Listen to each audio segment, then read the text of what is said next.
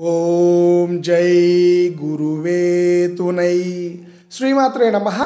ఈరోజు మీకు ఈ వీడియోలో వైకుంఠం వదలి శ్రీ మహావిష్ణువు ఈ భూమి మీదకు శ్రీనివాసునిగా ఎలా దిగివచ్చాడు, తిరుమల గిరులపై ఎలా అర్చామూర్తిగా వెలిశాడు, ప్రపంచ మానవాళిని ఆపదల నుంచి రక్షిస్తూ భక్తుల కోరికలను తీరుస్తూ పిలిస్తే పలికే దేవునిగా అఖిలాండ కోటి బ్రహ్మాండ నాయకునిగా ఎలా అయ్యారు అని ఆ శ్రీనివాసుని దివ్యగాథను తెలియజేస్తాను. పూర్వము మునులందరూ నైమిషారణ్యంలో సమావేశమై వెంకటాచలంలోని శ్రీ వెంకటేశ్వర స్వామి అవతారము, ఆయన వైభవమును తెలుపమని సూత మహామునిని ప్రార్థించినారు. సూత మహాముని ఎంతో సంతోషించి, ఇంతకంటే వినదగినది చెప్పదగినది మరేముంటుందని ఆ వెంకటేశ్వరుని కథను చెప్పడానికి ఉపక్రమించినాడు. కలియుగంలో వెంకటాచలము పరమ ప్రశస్తమైన పుణ్యక్షేత్రము. ఆ క్షేత్రం మహిమ వింటేనే సకల శుభాలు కలుగుతాయని చెప్పి కృతయుగంలో వెంకటాచలమును వృషాద్రి అని, త్రేతాయుగంలో అంజనాద్రి అని, ద్వాపర యుగంలో శేషాద్రి అని, కలియుగంలో వెంకటాద్రి అని పిలుస్తారని తెలిపి యుగ భేదాన్ని పట్టి ఆ పర్వతానికి నామభేదాలు ఏర్పడ్డాయని చెప్పి సర్వ పాపాలను దహించేది, అమృతమును ఐశ్వర్యాలను ఇచ్చేది కనుక వెంకటాచలము అని పేరు వచ్చిందని చెప్పినాడు సూత మహాముని. అలాగే నవబ్రహ్మలైన మరీచి, భరద్వాజుడు, అంగీరసుడు, పులస్త్యుడు, పులహుడు, క్రతువు, దక్షుడు, భృగువు, వశిష్ఠుడు నైమిషారణ్యంలో లోక కళ్యాణార్థము యజ్ఞం చేస్తున్నారు. అప్పుడు నిరంతరము హరినామస్మరణ చేస్తూ ముల్లోకాల్లో తిరిగే నారద మహర్షి అక్కడకు వచ్చి ధర్మ సందేహాన్ని లేవదీశాడు. ఓ మహర్షులారా, మీరు చేస్తున్న ఈ యజ్ఞఫలం దేవదేవులలో ఎవరికి దక్కుతుంది అని ప్రశ్నించాడు. తర్వాత ఆ నవబ్రహ్మలు, మునులు అందరూ తమలో తమరు చర్చించుకొని ఆ సందేహాన్ని నివృత్తి చేయాలని భృగు మహర్షిని కోరినారు. తరువాత భృగు మహర్షి దేవాది దేవుల్లో ఎవరు ఉత్తములో యజ్ఞఫలాన్ని ఎవరికి ఇవ్వాలో తెలుసుకొని వస్తానని ముల్లోకాలకు బయలుదేరాడు. మొదటగా బ్రహ్మలోకానికి వెళ్ళాడు. అక్కడ బ్రహ్మదేవుడు సరస్వతీదేవితో మరియు దిక్పాలకులతో సృష్టి విషయాలు చర్చిస్తూ భృగు మహర్షి వచ్చిన విషయాన్ని గమనించలేదు. అది సహించలేక బ్రహ్మదేవుణ్ణి శపించినాడు భృగు మహర్షి. తరువాత కైలాసానికి వెళ్ళాడు. అక్కడ శివపార్వతులు నృత్యం చేస్తూ భృగు మహర్షి వచ్చిన విషయాన్ని గమనించలేదు. భృగువు శివుణ్ణి కూడా శపించినాడు. తరువాత వైకుంఠానికి వెళ్ళాడు. అక్కడ శ్రీ మహావిష్ణువు శేషపాన్పుపై పవలించి శ్రీ మహాలక్ష్మితో మాట్లాడుతున్నాడు. భృగువు వచ్చిన సంగతి గమనించలేదు. త్రిమూర్తులలో ఎవరు గొప్పవారో తెలుసుకుందామని వస్తే వీరు ఇలా ప్రవర్తిస్తున్నారేమిటి అని బాధపడి అవమానాన్ని తట్టుకోలేక కోపంతో శ్రీ మహావిష్ణువు వక్షస్థలంపై తన్నినాడు. శ్రీ మహావిష్ణువు వెంటనే తేరుకొని ఆ మహామునికి నమస్కరించి ఆయనకు పాదసేవ చేసి ఆయన కుడి పాదం క్రింద ఉన్న నేత్రాన్ని చిదిమినాడు. దానితో భృగులో ఉన్న మాయ, అహంకారము తొలగి శ్రీ మహావిష్ణువే పరదైవమని తెలుసుకొని యజ్ఞఫలం ఆయనకే దక్కుతుందని నైమిషారణ్యంలోని ఋషులకు తెలిపినాడు. తరువాత యజ్ఞఫలాన్ని శ్రీమన్నారాయణునకు సమర్పించినారు. ఆ సంఘటన జరిగిన తరువాత వైకుంఠంలో శ్రీ మహాలక్ష్మికి కోపం వచ్చింది. నేను నివసించే వక్షస్థలంపై తన్నిన మునికాళ్ళను కడిగి గౌరవించడం తగిన పని కాదని ఆమె కోపంతో అలిగి భూలోకమునకు వచ్చేసినది. శ్రీ మహావిష్ణువు కూడా లక్ష్మీ వియోగం భరించలేకపోయాడు. ఆయన కూడా విషాదంతో వైకుంఠం విడిచి భూలోకమునకు వచ్చి అమ్మవారి కోసం వెదకి వెంకటాచలం చేరినాడు. అప్పుడు ఆ వెంకటాచలానికి ఆదివరాహ క్షేత్రం అనే పేరు ఉండేది. ఆ క్షేత్రంలో అక్కడొక పుట్టలో స్వామివారు ప్రవేశించి ఇలా కొంతకాలం గడిచిపోయినది. ఆ తరువాత ద్వాపర యుగాంతంలో ఆ ప్రాంతము చోళరాజ్యంలో ఉన్నది. ఆ కాలంలో ఒక ధర్మాత్ముడైన చోళరాజు పరిపాలన చేస్తూ ఉండేవాడు. భూమి మీదికి వచ్చిన ఆ శ్రీనివాసుని కొరకు బ్రహ్మదేవుడు ఆవుగాను, రుద్రుడు దూడగాను మారి శ్రీ మహాలక్ష్మి గోపాలికా రూపంలో వచ్చి ఆ గోవస్థలను ఆ చోళరాజునకు విక్రయించి కోల్హాపురంనకు చేరుకుంటుంది. దండిగా పాలిచ్చే ఆ ధేనువును రాణి చాలా శ్రద్ధగా చూసుకుంటూ ఉన్నది. ఆ మాయా గోవు రాజుగారి ఆలమందలో చేరి మేతకై వెంకటాద్రికి వచ్చి అక్కడ శ్రీనివాసుని వెదకి పుట్టలో ఉన్న శ్రీనివాసునికి రోజు క్షీరం వర్షించి తృప్తిపరిచేది. తోటి గోవులతో మళ్ళీ ఊరు చేరేది. కుండ పొదుగులతో మిగిలిన గోవులన్నీ తిరిగి వస్తే ఆవు వట్టి పొదుగుతో రావడం రాణిగారు గ్రహించి ఆ యాదవుణ్ణి నిజం చెప్పు, నీవు ఆ ఆవు పాలన్నీ త్రాగేస్తున్నావా అని నిలదీస్తుంది. ఆయన తనకేమీ తెలియదని అంటాడు. కానీ రాణి నమ్మక ఆయనను శిక్షిస్తుంది. ఆ మాయ ఆవు అంతు తెలుసుకోవాలని ఆ యాదవుడు తర్వాతి రోజు ఆలమందతో అడవికి వెళుతాడు. ఆ గోవును ఒక కంట కనిపెడతాడు. ఆ ఆవు మామూలుగా పుట్ట దగ్గరకు వెళ్ళి పాలను దిగజారుస్తూ ఉంటుంది.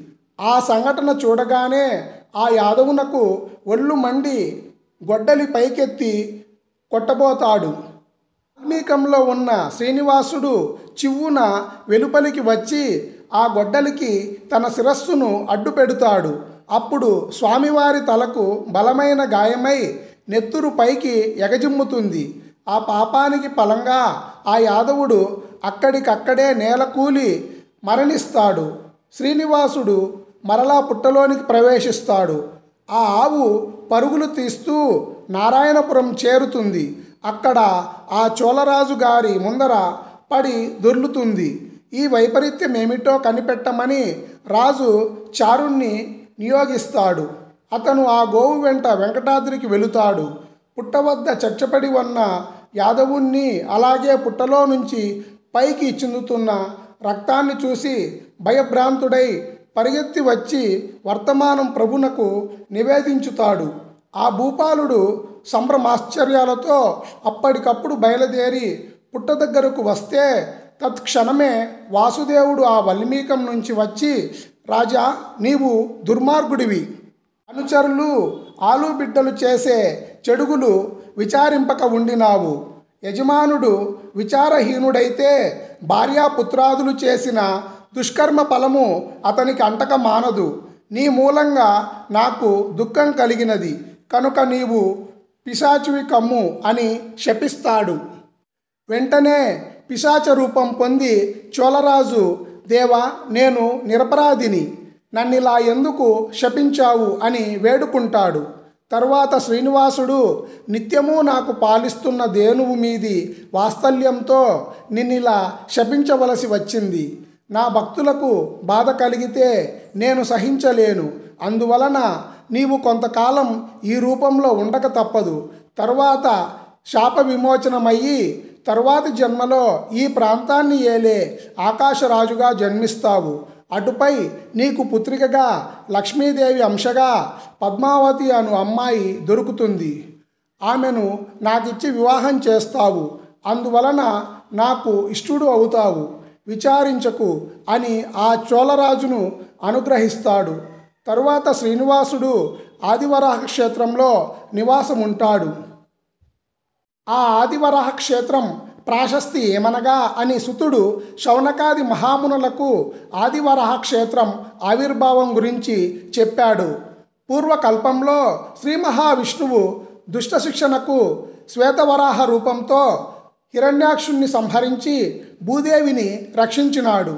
శిష్టరక్షణకు ఆయన క్రీడాద్రి పర్వతాన్ని గరుత్మంతునితో చెప్పి తెప్పించుకొని భూమిపై పెట్టి అక్కడ నివాసం ఉంటున్నాడు. అందువలన స్వామివారి క్రీడాద్రి ఆదివరాహ క్షేత్రమైనది. ఆయనకు వకులమాత సేవ చేస్తూ ఉన్నది. ఒకనాడు ఆదివరాహ స్వామి వృషభాసురుణ్ణి సంహరించి తిరిగి వస్తున్నాడు. అప్పుడు శ్రీనివాసుడు అక్కడ విహరిస్తున్నాడు. ఆదివరాహ స్వామి ఆయనను చూచి, నీవెవరు, నీవెందుకు ఇక్కడ ఉన్నావు అని అడుగుతాడు.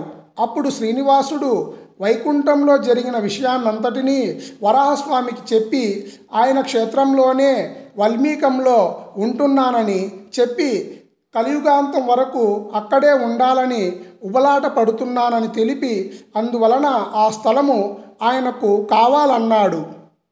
అందుకు ఆ క్షేత్ర ప్రభువైన ఆదివరాహ స్వామి తనకు తగిన మూల్యం ఇచ్చి ఆ స్థలం కొనుక్కోమన్నాడు. కానీ శ్రీనివాసుడు తన వద్ద డబ్బు లేదని ఆయనకు చోటిస్తే తన భక్తులు నాకంటే ముందుగా నిన్ను దర్శించే విధంగా, అలాగే ప్రథమ నైవేద్యం నీకే సమర్పించే విధంగా చేస్తానని శ్రీనివాసుడు మాట ఇస్తాడు. అందుకు ఆదివరాహ స్వామి అంగీకరిస్తాడు. తరువాత ఆదివరాహ స్వామి తనకు సేవ చేస్తున్న వకులాదేవిని శ్రీనివాసునికి కూడా సేవ చేయమంటాడు. వకులాదేవి శ్రీనివాసునికి అన్నపానీయాలు సమకూరుస్తూ అచ్యుతుణ్ణి కొలుసుకుంటూ ఉంటుంది. ఈ వకులమాతయే శ్రీకృష్ణ అవతారం కాలం నాటి యశోదాదేవి. యశోదగా కృష్ణుణ్ణి ఎంతగా లాలించి పాలించినా ఆమెకు పుత్ర వ్యామోహము తీరలేదు. ఆమె మరికొంతకాలం కృష్ణుణ్ణి సేవించాలని ఉబలాట పడినది. అందువలన శ్రీకృష్ణుడు ఆమెకు మరో జన్మలో ఆమె కోరిక తీరుస్తానని చెప్పాడు. అందువలన యశోదాదేవి వకులమాతగా అవతరించినది. ఇప్పుడు స్వామికి సేవ చేసి తరించుతూ ఉన్నది. తరువాతి కాలంలో కలియుగం ప్రారంభమవుతుంది. శాపగ్రస్తుడైన చోళరాజు తరువాత ఆకాశరాజుగా జన్మించి నారాయణపురానికి నాదుడవుతాడు. ఆయనకు తొండమానుడు అనే సోదరుడు ఉంటాడు. ఆకాశరాజునకు బహుకాలము సంతానము లేదు. అందుకోసము పుత్రకామేష్టి యాగం చేయ సంకల్పించి యాగస్థలాన్ని దున్నుతూ ఉండగా నాగలికి తగిలి సహస్రదళ పద్మమొకటి అక్కడ ప్రత్యక్షమైనది. అందులో ఒక స్త్రీ శిశువు కనిపిస్తుంది. ఆకాశరాజు ఆ పాపను చూస్తూ ఉండగా ఆకాశవాణి, రాజా, ఆమెను నీ కుమార్తెగా స్వీకరించు, పెంచి పోషించు. ఈ పాప వలన నీకు అపారమైన కీర్తి లభిస్తుంది అని అంటుంది. రాజు ఎంతో సంతోషించి ఆ పసికందును తన ధర్మపత్ని అయిన ధరణీదేవికి అప్పగించి పద్మం నుంచి ప్రభవించింది గనుక పద్మావతి అని నామకరణం చేస్తాడు. తరువాత పుత్రకామేష్టి యాగం చేస్తాడు. పద్మావతి అమ్మవారు ఆకాశరాజు ఇంటికి వచ్చిన తరువాత ధరణీదేవి గర్భం దాల్చుతుంది. 9 మాసాలు నిండి ఒక పుత్రుణ్ణి కంటుంది. అతనికి ఆకాశరాజు వసుదానుడు అని నామకరణం చేస్తాడు. రాజదంపతులిద్దరూ ఆ బిడ్డలిద్దరిని అల్లారు ముద్దుగా పెంచుతారు. పద్మావతి అమ్మ యుక్త వయస్కురాలు అవుతుంది. అందువలన ఆకాశరాజు ఆమెకు వరుణ్ణి వెతకడం మొదలు పెడతాడు. ఒకసారి చెలికత్తెలతో పద్మావతి అమ్మ ఉద్యానవనంలో విహరిస్తూ ఉంటుంది. అక్కడికి ఆకస్మికంగా నారద మహర్షి వస్తాడు. పద్మావతి అమ్మవారి చేయి చూసి, నీకు లోకేశ్వరుడైన నారాయణుడు భర్తగా రానున్నాడని జోష్యం చెప్పి అంతర్ధానమవుతాడు. ఆ రోజే శ్రీనివాసుడు గుర్రం ఎక్కి కిరాత వేషంతో వెంకటాద్రి నుండి వేటకు బయలుదేరుతాడు. ఒక మదుపుటేనుగును తరుముకుంటూ వస్తాడు. అలా వచ్చి పద్మావతి అమ్మవారు విహరిస్తూ ఉన్న ఉద్యానవనంలోనికి ప్రవేశిస్తాడు. పద్మావతి శ్రీనివాసులు పరస్పరము చూసుకుంటారు.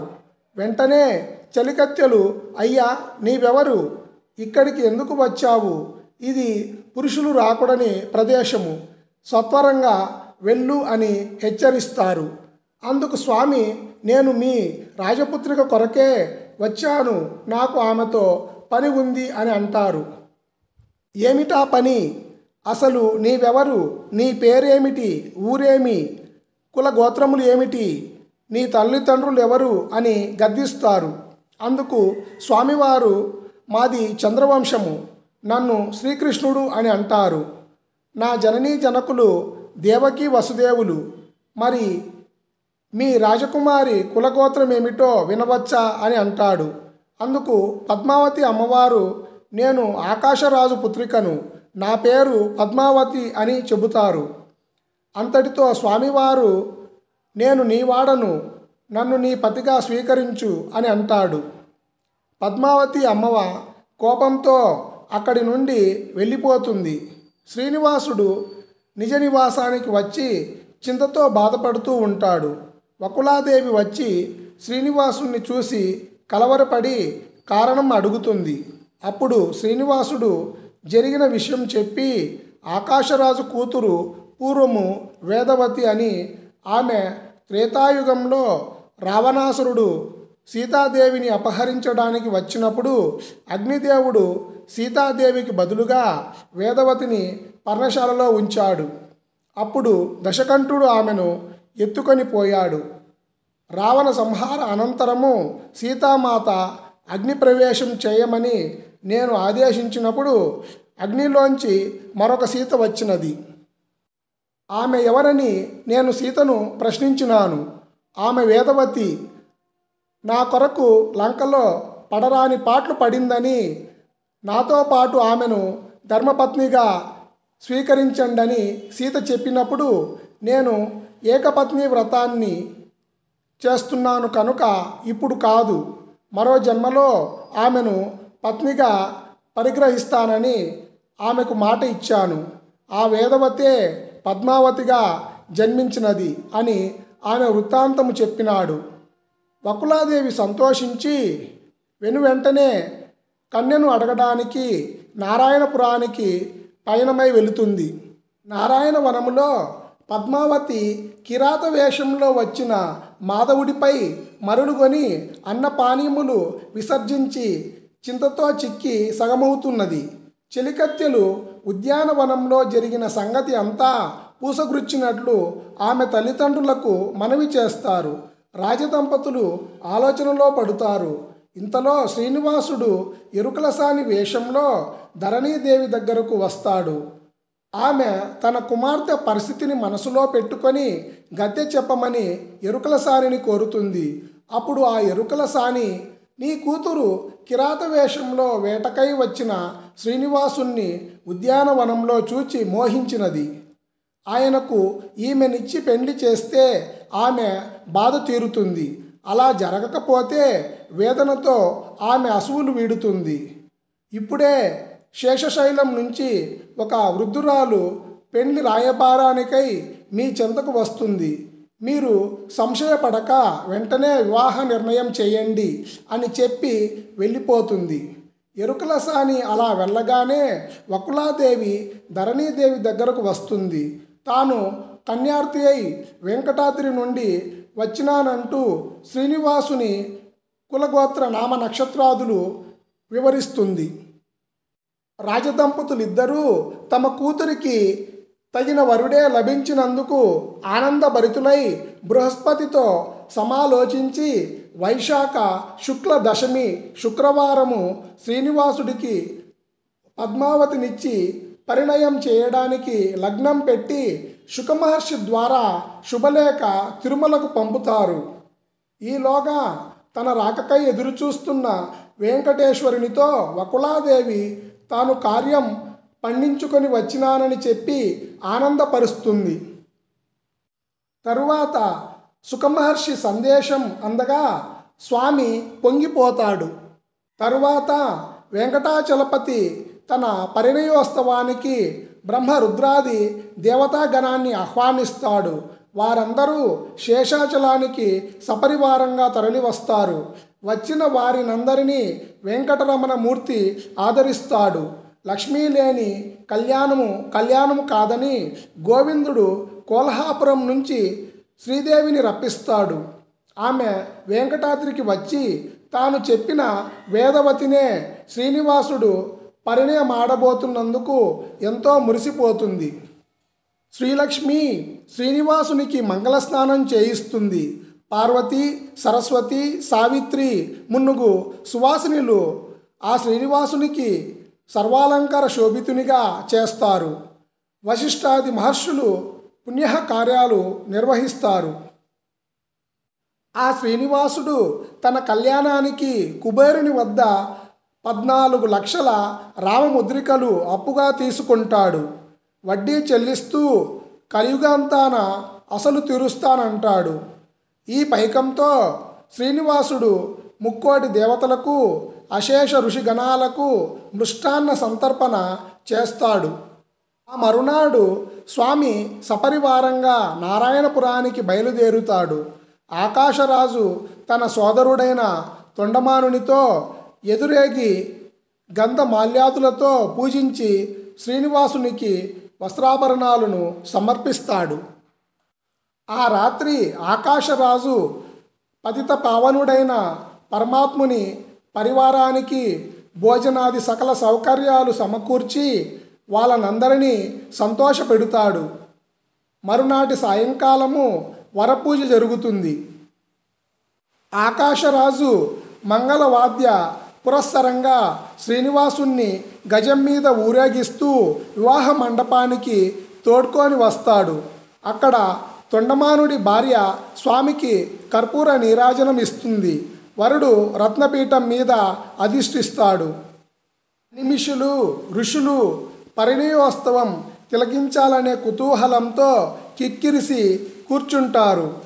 పురోహితుడు సంకల్పం చెబుతూ ఉండగా ఆకాశరాజు మధుపర్కం ఇచ్చి శ్రీనివాసుడి పాదాలు పన్నీటితో కడుగుతాడు.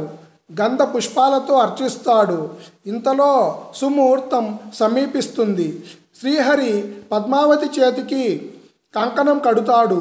దివ్య శంఖాలు, తిరుచిహ్నాలు, వేణు వీణ మృదంగాది వాద్యధ్వనులు మిన్నుముట్టుతుండగా సిగ్గుబరువున తలవంచి కూర్చున్న పద్మావతి దేవి కంఠంలో స్వామి మంగళసూత్రం ముడివేస్తాడు. పిమ్మట వధూవరులు ముత్యాల తలంబ్రాలు పోసుకుంటారు.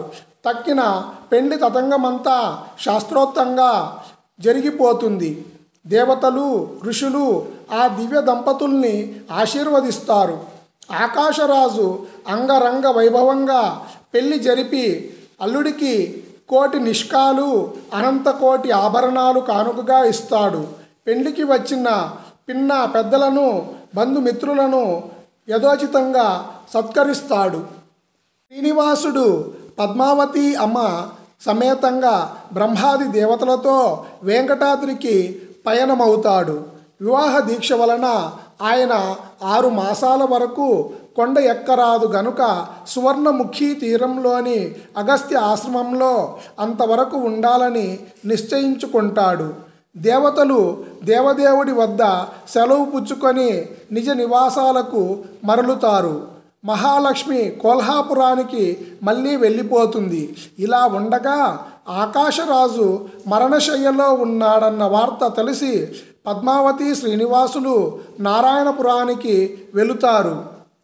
అసువులు వీడనున్న కొడుకును తమ్ముణ్ణి అల్లుడికి అప్పగించి నిశ్చితంగా కన్నుమూస్తాడు ఆకాశరాజు. కొద్ది రోజులలోనే రాజ్య విషయమై వసుదానుడికి పినతండ్రి తొండమానుడికి మధ్య కలతలు ఏర్పడుతాయి. ఉభయులు యుద్ధానికి సన్నిద్ధులై సహాయం కొరకు శ్రీనివాసుని దగ్గరకు వస్తారు. పద్మావతి అమ్మవారి కోరిక ప్రకారము శ్రీపతి వసుదానుని పక్షము వహిస్తాడు. పరమభక్తుడైన తొండమానుడికి తోడ్పాటుగా తన శంఖచక్రాలను ఇస్తాడు. తండ్రి కొడుకులకు పోరు ఘోరంగా జరుగుతుంది. చివరకు అగస్త్య మహర్షి అభిమతాన్ని అనుసరించి శ్రీనివాసుడు కలుగచేసుకొని రాజ్యం వారిద్దరికీ చెరిసగం పంచి ఇస్తాడు. అలాగా కయ్యాన్ని మాన్పుతాడు. వసుదానుడికి నారాయణపురము, తొండమానుడికి తుండీర మండలము ఇస్తారు. ఇరువురు సంతోషంతో ఆ శ్రీనివాసునికి 32 గ్రామాలు బహుకరిస్తారు. స్వామి బంధువులిద్దరినీ సమరసపరిచి అగస్త్య మహర్షి ఆశ్రమానికి మరలి వస్తాడు. ఒకనాడు పురాణ పురుషుడైన శ్రీమన్నారాయణుని దర్శనార్థము తొండమాను చక్రవర్తి అగస్త్య ఆశ్రమానికి వస్తాడు.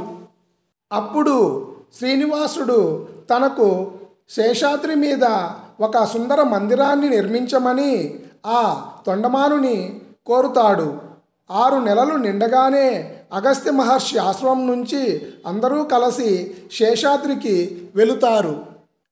ఆదివరాహ స్వామి అంగీకారంతో స్వామి పుష్కరిణికి దక్షిణవైపు ఒడ్డున తూర్పు ముఖంగా ఆలయ నిర్మాణము ప్రారంభమై విమానం మీద సువర్ణ కలశ స్థాపనతో పని పూర్తి అవుతుంది.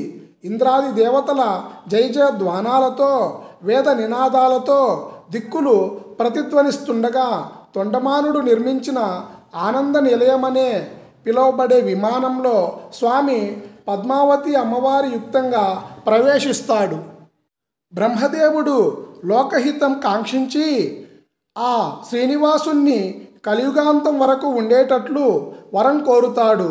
అందుకు ఆ వెంకటేశ్వరుడు సమ్మతిస్తాడు. ధ్వజారోహణతో ఆరంభమై రథారోహణతో అంతమయ్యేటట్లు ఉత్సవం తనకు జరిపించమని పరమాత్మ బ్రహ్మను ఆదేశిస్తాడు. విరించి విశ్వకర్మచే వివిధములైన వాహనాలు, ఛత్రాలు, చామరాలు, రథమును నిర్మింపజేసి సకల వైభవాలతో స్వామివారికి తొలి ఉత్సవము నవాహినికంగా కన్యామాసంలో జరిపించినారు. శ్రీ వెంకటేశ్వరుడు ఆనాటి నుండి అర్చామూర్తిగా వెలుగొందుతున్నారు. తరువాత శ్రీనివాసుడు శ్రీ మహాలక్ష్మి లేనిదే ఆయన అవతారానికి అర్థము లేదని ఆ శ్రీనివాసుడు 12 ఏళ్ల పాటు కొల్హాపురంలో ఘోర తపస్సు చేస్తాడు. కానీ ఆ శ్రీ మహాలక్ష్మి కనపడక ఆకాశవాణి ద్వారా సువర్ణముఖి నదీ తీరంలో శుకమహర్షి ఆశ్రమం దగ్గర ఒక తటాకం త్రవ్వి ఆ తటాకము నీటితో నింపి తామర పూల తీగలను వేయమంటుంది. తరువాత స్వామివారు సువర్ణముఖి నది తీరానికి వచ్చి ఆ శుకమహర్షి ఆశ్రమం చేరి ఒక తటాకం త్రవ్వించి ఆ తటాకంలో నీటితో నింపి తామర పూలను వేస్తాడు. అక్కడ తపస్సు చేస్తాడు. కార్తీక శుద్ధ పంచమి నాడు ఆ అమ్మవారు ఆ కొనలలో బంగారు రేకుల పువ్వుల నుండి పుట్టి స్వామివారి వక్షస్థలంలో చేరుతుంది. భక్తితో చేసిన స్వల్ప పూజ చేతనే అల్పదానం చేతనే శ్రీ వెంకటేశ్వర స్వామివారు ప్రసన్నుడవుతారు. తిరుమలకు యాత్ర చేయడం వల్లనే ప్రసన్నమయ్యి భక్తుల కోరికలను తీరుస్తారు. తాను భగవంతుడైనప్పటికీ మానవ భోగాలను ప్రీతితో అనుభవిస్తాడు స్వామివారు. కలియుగంలో దేవతలు కూడా స్వామి సేవకు వస్తారు. సర్వపుణ్య తీర్థాలకు నిలయమైన స్వామి పుష్కరిణిలో స్నానము చేసి ఆ ఆదివరాహ స్వామిని దర్శించుకొని తరువాత ఆ శ్రీనివాసుని దర్శించుకుంటే భక్తుల కోరికలను తప్పకుండా నెరవేరుస్తారు. స్వామివారి వక్షస్థలములో లక్ష్మిని దాల్చి వామహస్తమును కటియందుంచుకొని దక్షిణ హస్తంతో తన పాద పద్మాలను చూపుతూ ఆనంద నిలయంలో ఆ శ్రీనివాసుడు వేంచేసి ఉన్నాడు. అశేష భక్త జనానికి అభిష్టాలు నెరవేరుస్తూ ఆనంద సందాయకుడుగా ఉన్నారు స్వామివారు అని ఈ విధంగా శ్రీ వెంకటేశ్వర దివ్య వైభవాన్ని సుత మహర్షి శౌనకాది మహాముని మండలములకు వివరిస్తారు. వారు పరమహర్షం పొంది సుతుణ్ణి పలు విధాల ప్రశస్తిస్తారు. వినా వెంకటేశం ననాతో ననాత సదా వెంకటేశం స్మరామి స్మరామి. వినా వెంకటేశం ననాతో ననాత సదా వెంకటేశం స్మరామి స్మరామి. ఈ ఛానల్ మీకు నచ్చినట్లయితే తప్పకుండా సబ్స్క్రైబ్ చేయండి, లైక్ చేయండి, కామెంట్స్ చేయండి. ధన్యవాదములు.